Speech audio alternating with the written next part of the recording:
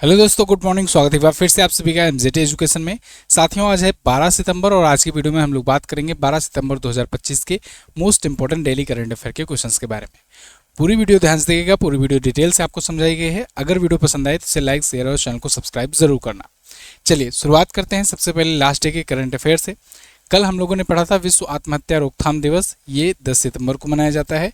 इस बार की थीम थी changing the narrative on suicide. Francois Bayrou के इस्तीफे के बाद फ्रांस के नए प्रधानमंत्री बने हैं सेबास्टियन लेकार्नू। गुयाना में दोबारा राष्ट्रपति बने हुए हैं इरफान अली। इसके अलावा अभी ऑस्ट्रेलिया ने 1.1 बिलियन US डॉलर का निवेश कर घोस्ट सार्क नाम का प्रोजेक्ट शुरू किया है। भारतीय सेना हाल ही में रूस में जाकर के जापत 2025 में, जो कि एक मल्टीनेशनल एक्सरसाइज है, उसमें हिस्सा ली है। पीएम मोदी ने बाढ़ प्रभावित पंजाब के लिए 1600 करोड़ रुपए के राहत पैकेज की घोषणा की है। इसके अलावा 28वीं यूनिवर्सल पोस्टल कांग्रेस संयुक्त अरब अमीरात में आयोजित की गई है। भारतीय मूल के व्यक्ति यूनुस अहमद, इन्होंने कैमल इंटरनेशनल अवार्ड जीता है। और अभी जंजी के नेपाल के जंजी हिंसक प्रदर्शन के बाद वहां के राष्ट्रपति और वहां के प्रधानमंत्री ने इस्तीफा दे दिया है। तो ये टॉप 9 करंट अफेयर के क्वेश्चंस थे कल की वीडियो से, जिनका आपने किया रिवीजन। अब हम लोग आज की करंट अफेयर देखेंगे। इसकी क्विज और पीडीएफ आपको एमजेटी ऐप पर मिल जाएगी। टेलीग्राम पर भी आपको इसकी पीडीएफ दे दी जाएगी। टेलीग्राम पर आपको रोजाना रात को 9 बजे पीडीएफ दी जाती है। तो शार्प 9 PM पर आप जरूर टेलीग्राम पर पहुंच जाया करो और वहां से जाकर आप इसे डाउनलोड कर सकते हो। बाद में भी कर सकते हो, ऐसा नहीं है डिलीट कर दी जाती है। आप बाद में भी डाउनलोड कर सकते हो, लेकिन उस टाइम ही आती है। चलिए शुरू करते हैं आज का पहला क्वेश्चन। पहला क्वेश्चन है 11 सितंबर 1893 को स्वामी विवेकानंद जी का ऐतिहासिक शिकागो का भाषण था। इसकी याद में कौन सा दिवस मनाया जाएगा या जाता है? तो साथियों, 11 सितंबर 1893 को अमेरिका के शिकागो में विश्व धर्म सम्मेलन हुआ था। ये पहला संस्करण था, प्रथम विश्व धर्म सम्मेलन। इसमें भारत की तरफ से स्वामी विवेकानंद जी गए थे और उन्होंने एक ऐतिहासिक भाषण दिया था, brothers and sisters of America. सबसे पहली लाइन उनकी यही थी और इस लाइन से उन्होंने दुनिया भर को संदेश दिया कि दुनिया भर जो है, पूरे दुनिया के जितने भी लोग हैं वो सब भाई बहन हैं, उन सबको ब्रदरहुड रखना चाहिए। इसीलिए दिग्विजय दिवस मनाया जाता है, दिग्विजय दिवस, ठीक है ना। तो ये वो ऐतिहासिक तस्वीरें हैं स्वामी विवेकानंद जी की। वर्ल्ड पार्लियामेंट ऑन रिलीजन करके, विश्व धर्म संसद करके एक आयोजन हुआ था अमेरिका के शिकागो में, ठीक है। कब हुआ था? 11 सितंबर 1893 में, ये बात ध्यान रखना। तो इसी दिन दिग्विजय दिवस मनाया जाता है। स्वामी विवेकानंद जी की जयंती पर अगर बात करें तो 12 जनवरी को राष्ट्रीय युवा दिवस मनाते हैं, ठीक है। और वहीं अगर विश्व युवा दिवस पूछा जाए तो इसी से आप 8 महीने बढ़ा लेना, 12 अगस्त को विश्व युवा दिवस मनाया जाता है, ठीक है। 12 जनवरी राष्ट्रीय युवा दिवस, 12 अगस्त विश्व युवा दिवस। अगला, सितंबर 2025 में जोनास गहर स्टोर किस देश के दोबारा से प्रधानमंत्री बने हैं? जोनास गहर स्टोर ये दोबारा से प्राइम मिनिस्टर बन गए हैं नॉर्वे के। इनकी पार्टी ने वहां की संसद में एक बार फिर से प्राइम मिनिस्टर का पद हासिल कर लिया है, सीटें जीत गए हैं। पीएम मोदी ने अभी इनको बधाई भी दी है ट्वीट करके, और नॉर्वे के प्राइम मिनिस्टर को। टोटल 169 सीटों वाली इनकी संसद में संख्या थी। लेबर पार्टी इनकी पार्टी है जिसने जीती 87 सीटें और सबसे ज़्यादा रही। बहुमत से सिर्फ 2 सीटें ज़्यादा रही, 85 के लिए बहुमत चाहिए था। दूसरे नंबर पर प्रोग्रेसिव पार्टी रही जिसको 48 सीटें टोटल मिली, लेकिन इसकी पार्टी के इतिहास में ये सबसे बेहतरीन प्रदर्शन रहा इसका। खैर, नॉर्वे की राजधानी ओस्लो होती है और मुद्रा नॉर्वेजियन क्रोन होता है। वर्ल्ड मैप में अगर आप लोकेशन देखना चाहोगे तो जैसे ये रहा अपना प्यारा भारत, तो यहाँ से आप यूरोप में आओगे। यूरोप में ऊपर आपको 2 देश दिखेंगे, स्वीडन और नॉर्वे एक साथ जुड़े हुए हैं। अच्छा, अभी स्वीडन और फिनलैंड को, इन दोनों को नाटो में शामिल किया गया था, याद होगा आपको। ये दोनों देश नाटो में शामिल हुए, 31वां 32वां, है ना। नॉर्वे यहाँ पर बगल में पड़ जाता है। नॉर्वे की संसद अभी मैंने आपको बताया ओस्लो। ओस्लो की खास बात क्या है? ओस्लो, अच्छा, ये नॉर्वे जो है ये 5 सूर्य वाला देश भी कहा जाता है। ओस्लो की खास बात यह क्या है कि ट्रंप जी इसके बड़े चहेते बने हुए हैं अभी, और एक प्रकार से धमकियां भी दे रहे हैं, क्योंकि नॉर्वे की संसद के द्वारा ही नोबेल पीस प्राइज दिया जाता है। ध्यान रहे, बाकी नोबेल प्राइज जो होते हैं, 6 नोबेल प्राइज दिए जाते हैं, तो 5 दिए जाते हैं स्वीडन के द्वारा, 1 दिया जाता है नॉर्वे के द्वारा। जो शांति का नोबेल होता है वो नॉर्वे की संसद देती है, बाकी के 5 जो नोबेल होते हैं वो स्वीडन की संस्थाओं के द्वारा दिए जाते हैं, चाहे इकोनॉमी का हो, चाहे साइंस में फिजिक्स, केमिस्ट्री, बायोलॉजी या मेडिकल हो, या फिर आपका साहित्य का हो, ये सब स्वीडन के द्वारा दिया जाता है ना, अल्फ्रेड नोबेल की याद में। और घोषणा अगले ही महीने होने वाली है, अक्टूबर में। ट्रम्प साहब धमकी भी दे चुके हैं नॉर्वे को, अगर अब की नहीं मिला नोबेल ना तो फिर हम सैंक्शन लगा देंगे नॉर्वे पर भी। चलिए देखते हैं मिलता है कि नहीं, आपको क्या लगता है मिलेगा इनको? सितंबर 2025 में एलन मस्क को पीछे छोड़कर दुनिया के सबसे अमीर व्यक्ति कौन बन गए? एलन चाचा को भी पीछे छोड़ दिए हैं, दुनिया के सबसे अमीर व्यक्ति अब बन गए हैं कौन? लैरी एलिसन, एक नया नाम। आप सोचोगे ये कहाँ से बीच में आ गए? ये आ गए ओरेकल से। ओरेकल के सीईओ हैं, एक क्लाउड सर्विसेज प्रोवाइड करने वाली कंपनी है ओरेकल, उसके ये को फाउंडर हैं, ठीक है, लैरी एलिसन। इनको अभी हाल ही में इनकी नेटवर्थ जो है लगातार बढ़ती रही, रातों रात इनकी नेटवर्थ $100 बिलियन के आसपास में बढ़ गई, तो $393 बिलियन इनकी संपत्ति है। ये एलन मस्क को भी पीछे कर चुके हैं, $385 बिलियन का जिनके पास संपत्ति है टोटल। एलन मस्क तमाम कंपनियों के सीईओ और अध्यक्ष हैं, चाहे स्पेस एक्स ले लो आप, टेस्ला ले लो, ट्विटर के मालिक हैं, हाइपरलूप वन है, द बोरिंग है, बहुत सारी कंपनियां हैं। लेकिन लैरी एलिसन एक कंपनी ओरेकल। ओरेकल जो है ये क्लाउड सर्विसेज प्रोवाइड करती है, ये बात ध्यान रखना, ठीक है। तो जैसे एक कहावत है अपने इंडिया में, 100 सुनार की 1 लोहार की, वही है इनका। अगला, किस अंतरिक्ष एजेंसी के परसेवरेंस रोवर को मंगल ग्रह पर प्राचीन जीवन के सबसे मजबूत संकेत मिले हैं? तो परसेवरेंस रोवर किसके द्वारा लॉन्च किया गया था? ये लॉन्च किया गया था नासा के द्वारा। अगर आपको याद हो तो ये क्वेश्चन मैंने कवर कराया था। परसेवरेंस मिशन बहुत बड़ा मिशन था नासा का, और इसके तहत ये मंगल ग्रह पर अपना रोवर भेजा था। वही रोवर आज कारनामे दिखा रहा है। अब तक 30 से ज़्यादा सैंपल्स इकट्ठा कर लिए हैं इसने। उस 30 सैंपल्स में जो 25वां इसका सैंपल है उसको स्टडी किया गया, तो पाया गया कि भाई यहाँ पर प्राचीन समय से यहाँ कुछ जीव रहा करते थे। जीवों के रहने के, देखिए यहाँ पर बताया गया मंगल ग्रह पर सूखी हुई जो नदी है नरेटवा वैलिस, जो नदी थी कभी किसी जमाने में, नरेटवा वैलिस, इसकी चट्टानों में ऐसे खनिज और कार्बनिक तत्व खोजे गए हैं जो अब तक के सबसे मजबूत संकेत माने जा रहे हैं कि अरबों वर्ष पहले मंगल ग्रह पर सूक्ष्म जीवों का अस्तित्व था, इसकी संभावना थी। तो ये परसेवरेंस ने खोज दिखाया है, इसके संकेत दिए हैं। कैसे?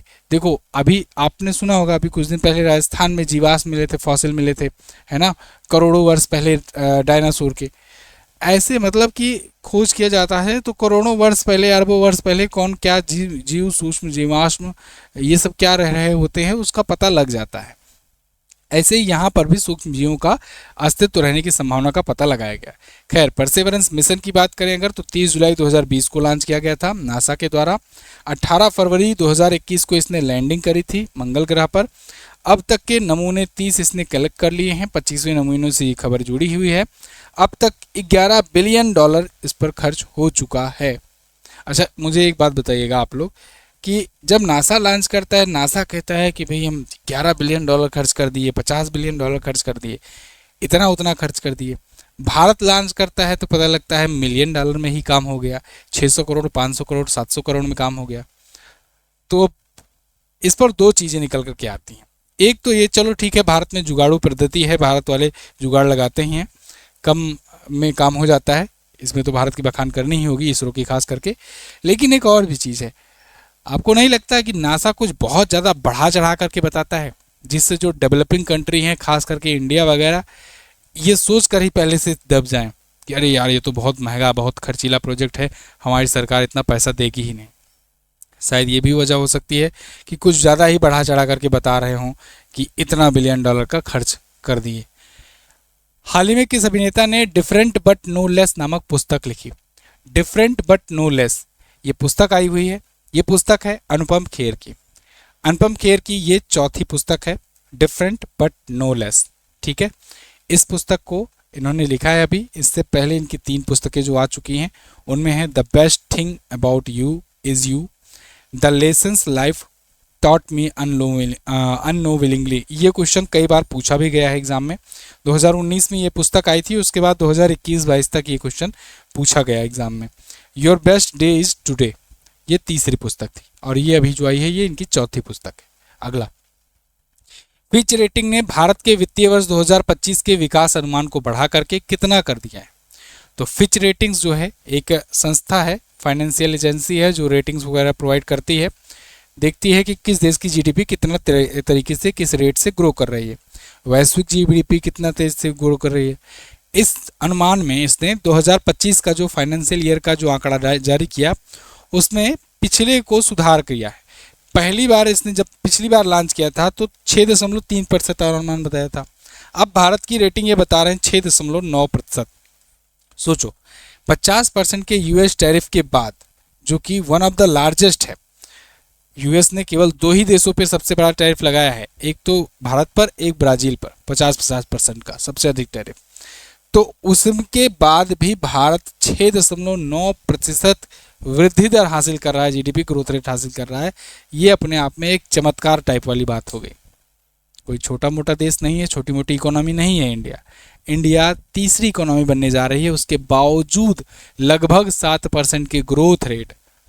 ये बहुत बड़ी बात है कि मतलब तीसरी बड़ी इकोनॉमी बनने जा रही हो और इतनी $4 ट्रिलियन की आसपास इकोनॉमी हो और वो भी 6% की दर से बढ़े। फिच रेटिंग ने रेज किया है, देखिए 6.5% से बढ़ाकर 6.9% इसने कर दिया है। ठीक है, 6.3% यहाँ मैंने आपको बताया था, इसको 6.5 कर लीजिए, इससे बढ़ाया है। ठीक है ना, इसको मैं करेक्ट कर दे रहा हूँ। ओवरऑल अभी 6.9% है, तो यही आपको ध्यान रखना है। अच्छा, इसने वैश्विक जीडीपी कितना बताया? वैश्विक जीडीपी वृद्धि दर 2.3% बताया कि पूरी दुनिया का अगर देखा जाए तो दुनिया इस हिसाब से बढ़ रही है। अब भारत की 2027 के लिए पूछा गया इनसे, तो ये बताए 6.3% रहेगी 2027 वाला। जब नज़दीक आएगा तो ये भी बढ़ा देंगे ये। अगला देखते हैं, ऑपरेशन सिंदूर के दौरान भारतीय सेना ने किस स्वदेशी कम्युनिकेशन सिस्टम का इस्तेमाल किया था?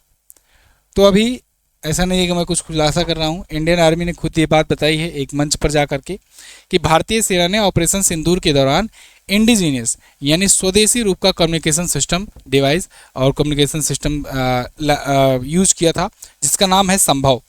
ये संभव बड़ा इंपॉर्टेंट है, इसको याद रखना। इस पर वीडियो बनानी चाहिए थी, बना नहीं पाए। खैर, इसको बहुत ही अच्छे से समझिएगा। हो सकता है आने वाले दिन में सरकार इसको प्रमोट करे और आम नागरिकों के लिए भी हो सकता है इसका अगला वर्जन आए वो आम नागरिकों के लिए हो, क्योंकि ये वाला वर्जन जो है ये केवल इंडियन आर्मी के लिए है, इंडियन पर्सनल्स के लिए है, आर्मी पर्सनल के लिए। संभव नाम है इसका। संभव का पूरा नाम होता है secure army mobile Bharat version. क्या नाम है इसका full form? Secure army mobile Bharat version. ये केवल भारत के आर्मी के बीच में जो कम्युनिकेशंस करना होता है उसके लिए ये फीचर प्रोवाइड करता है, बिल्कुल सिक्योर है ये। इसमें बताया जाता है कि 9 लेयर हैं इनक्रिप्टेड, तो इसकी वजह से काफ़ी ज़्यादा ये सिक्योर मानी जाती है। तो ऑपरेशन सिंदूर के दौरान हैकिंग और डाटा ब्रीच का खतरा चल रहा था, क्योंकि जब भी युद्ध में होता है देश कोई तो सबसे ज़्यादा साइबर अटैक्स होते हैं एक एंड से। ठीक है, तो उस समय क्योंकि इन्फॉर्मेशन का वारफेयर होता है तो उसमें लोगों को इन्फॉर्मेशन चुराना होता है कि अगला स्टेप इनका क्या होने वाला है। इस दौरान भारत ने अपना स्वदेशी संभव नाम का स्वदेशी सिस्टम यूज किया और इसकी बात अभी थल सेना अध्यक्ष जनरल उपेंद्र द्विवेदी ने किया है। पाकिस्तान सोच भी नहीं सकता है कि मात्र 4 दिन के ऑपरेशन में इंडिया ने क्या क्या कर दिया। अभी वो सालों तक स्टडी करेगा तब समझ में आएगा कि इंडिया ने 4 दिनों में कैसे बखिया उधेड़ दी थी। ऐसा ऐसा चीज़ किया गया, मतलब आप समझो कि उनके रडार सिस्टम को हैक करके उनको पूरा जैम कर दिया गया था। उनका एयर डिफेंस सिस्टम कहाँ कहाँ पर है ये ढूंढ निकालने के लिए फर्जी ड्रोन, डमी ड्रोन टाइप के भेज दिए गए। उन्होंने एक्सपोज कर दिया अपना खुद ही कि एयर डिफेंस सिस्टम कहाँ कहाँ रखे हैं, फिर ताड़ एयर डिफेंस सिस्टम पर अटैक कर दिया गया।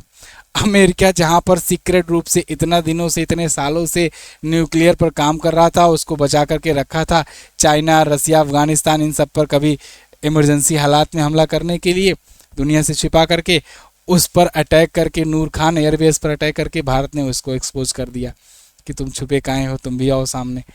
मतलब इस 4 दिनों में इस हिसाब से भारत ने लताड़ लगाई कि पाकिस्तान सोच रहा होगा कि यार हमारे पास कुछ भी ऐसा है जो जिसके बारे में भारत को नहीं पता था या नहीं पता है। उसे लग रहा है ये लोग तो सब जानते हैं, बस बोल नहीं रहे हैं बस। और जिस हिसाब से मुस्कुरा मुस्कुरा करके इंडियन आर्मी के चीफ वगैरह जो पर्सनल्स थे वो इंटरव्यू दे रहे थे, बाद में आकर ब्रीफिंग दे रहे थे, देख देख कर जल रही होगी उन लोग की। आईसीसी ने महिला विश्व कप 2025 के लिए कौन सा अभियान शुरू किया है? तो आईसीसी का विमेन वर्ल्ड कप शुरू होने जा रहा है, भारत और श्रीलंका में होगा और इसी महीने के 30 सितंबर से शुरू होगा। कई बार मैं आपको बता भी चुका हूँ। इसकी कैंपेनिंग के लिए अभी विल टू विन नाम से एक कैंपेन शुरू किया है आईसीसी ने। आईसीसी की ऑफिशियल वेबसाइट पर जाओगे तो आप देखोगे ICC unveils will to win campaign for the ICC women's cricket world cup 2025। ये 30 सितंबर से शुरू होगा और 2 नवंबर को जाकर खत्म होगा। उद्घाटन मैच भारत श्रीलंका के बीच होने वाला है गुवाहाटी में। भारत में मैक्सिमम आयोजन किए जाएंगे, कुछ आयोजन श्रीलंका में किए जाएंगे, तो श्रीलंका सह आयोजक है। भारत में पिछली बार 2013 में आयोजित हुआ था और उसके बाद 12 साल बाद अब 2025 में 13वां संस्करण आयोजित किया जा रहा है। क्लियर? महिलाओं का वर्ल्ड कप है। अगला, इसरो के अध्यक्ष वी नारायणन के अनुसार इसरो की वजह से भारत अब तक कितने विश्व रिकॉर्ड बनाया है? तो इसरो के अध्यक्ष वी नारायणन ने अभी एक स्पीच दी, एक भाषण दिया और उसमें उन्होंने बताया कि इसरो की वजह से भारत ने अब तक 9 Guinness book of world record बनाए हैं। 9, ठीक है, अब तक। और इन्होंने ये भी कहा कि बहुत सारे तो अभी पाइपलाइन में हैं। आने वाले 2 से 3 वर्षों में इसरो और भी कई वर्ल्ड रिकॉर्ड बनाने जा रहा है, सेट करने जा रहा है। आप ये आर्टिकल देख पाओगे डीडी न्यूज़ का। India achieve 9 world records in space missions, more to follow, ISRO chief ने ये कहा है। तो कौन कौन से वो 9 वर्ल्ड रिकॉर्ड हैं, उनमें से कुछ जो प्रमुख हैं उनको मैं आपको बता दे रहा हूँ। जैसे मंगलयान 2014 में, याद होगा, भारत पहली बार में ही मंगल ग्रह पर पहुंचने वाला विश्व का इकलौता ये देश बना था। ध्यान रहे, मंगलयान मिशन 2013 में लॉन्च किया गया था, 2014 में वो पहुंचा था। अभी ये यूपी पेट के एग्जाम में पूछा गया था कि मंगलयान कब मिशन लॉन्च किया गया था, भारत का पहला मंगल मिशन। PSLV C-37 2017 में लॉन्च किया गया था और इसके तहत एक ही मिशन में 104 सैटेलाइट एक साथ भारत ने लॉन्च करके एक नया विश्व रिकॉर्ड बनाया था। चंद्रयान 2 2019 में लॉन्च किया गया था। चंद्रमा की कक्षा में अब तक का सर्वश्रेष्ठ ऑर्बिटर कैमरा स्थापित इसने किया है और ये अभी भी काम कर रहा है। चंद्रयान 3 2023 में लॉन्च किया गया। चंद्रमा के दक्षिणी ध्रुव पर पहुंचने वाला भारत इकलौता देश था, दुनिया का चौथा देश चंद्रमा पर पहुंचने वाला, लेकिन दक्षिणी ध्रुव पर, दक्षिणी हिस्से पर पहुंचने वाला दुनिया का इकलौता देश था। LVM-3 ये सबसे तेज पहला उड़ान परीक्षण इसका 28 महीनों में कंप्लीट करके शुरू हो गया, जबकि बाकी देश जो हैं इस LVM-3 लेवल के अपने रॉकेट बनाने के लिए 37 से 108 महीनों तक का समय लिए थे। तो इसरो अब तक 4000 से ज़्यादा रॉकेट प्रक्षेपण कर चुका है, 133 अपने सैटेलाइट्स को वहाँ पर डिप्लॉय कर चुका है ऑर्बिट्स में पृथ्वी के। तो ये इसरो की उपलब्धियाँ हैं। इसरो के बारे में जान लो। Indian space and research organisation 15 अगस्त के दिन 1969 में इसकी स्थापना हुई थी। वी नारायणन इसके अध्यक्ष हैं। बेंगलुरु में इसका हेडक्वार्टर है, बेंगलुरु में इसका हेडक्वार्टर है। अगला, केंद्रीय कैबिनेट ने कितने करोड़ के मोकामा मुंगेर राजमार्ग परियोजना को मंजूरी दी है? मोकामा मुंगेर राजमार्ग, ये राजमार्ग बन रहा है बिहार में और 4447 करोड़ रुपए की केंद्रीय कैबिनेट की मंजूरी मिल गई है। चुनाव आने वाले हैं तो आपको ऐसी घोषणाएं लगातार देखने को मिल ही रही हैं पिछले कई दिनों से, लेकिन अभी ये जब तक चुनाव हो नहीं जाएगा तब तक देखने को मिलता रहेगा कुछ ना कुछ नया। खैर, union cabinet panel approved Mokama Munger highway, ये 4 लेन का ग्रीनफील्ड एक्सेस कंट्रोल हाईवे होगा। Buxar Bhagalpur high speed corridor के बड़े हिस्से के रूप में ये काम किया जा रहा है। हाइब्रिड एन्युटी मोड या HM के तहत बनाया जाएगा। तो टोटल लंबाई होने वाली है 82.4 किलोमीटर की और 4447 करोड़ रुपए खर्च किए जाएंगे। ये थे आज के दिन के टॉप 10 करंट अफेयर के क्वेश्चन। आई होप आपको बहुत कुछ सीखने को मिला होगा, बहुत कुछ जानने को मिला होगा। अगर वीडियो पसंद आई है तो वीडियो को लाइक कीजिएगा, शेयर कीजिएगा। इसकी PDF जैसे कि मैंने आपको बताया रात को 9 बजे मिल जाएगी हमारे टेलीग्राम चैनल MJT एजुकेशन पर। बाकी सारी PDF भी आपको यहीं पर मिलेगी। मंथली वगैरह की वीडियो आ गई है, उसको भी देख डालो, उसकी भी PDF डाउनलोड कर लो। टेलीग्राम का लिंक डिस्क्रिप्शन में है, पिन कमेंट में भी है लिंक, वहाँ से भी आप ज्वाइन कर सकते हो। कल मैंने आपसे पूछा था कि रूस द्वारा बनाई गई कैंसर की 100% कारगर वैक्सीन का क्या नाम है, तो इसका नाम है एंट्रोमैक्स। असम के दिग्गज कवि स्वर्गीय भूपेन हजारिका को किस वर्ष भारत रत्न से सम्मानित किया गया था? तो 2019 में। ठीक है, आज आपको क्या बताना है, यूनिवर्सल पोस्टल यूनियन की स्थापना कब हुई थी? इसके अलावा गुयाना की राजधानी क्या है? ध्यान रहे राजधानियां भी पूछी जाती हैं, तो इसको भी आप ध्यान से पढ़ा करो। दोनों क्वेश्चंस के बारे में जो भी पता हो डिटेल से जरूर आंसर करना। थैंक यू सो मच यहाँ तक वीडियो देखने के लिए। मिलेंगे अगली वीडियो में, तब तक के लिए नमस्कार, जय हिंद, वंदे मातरम।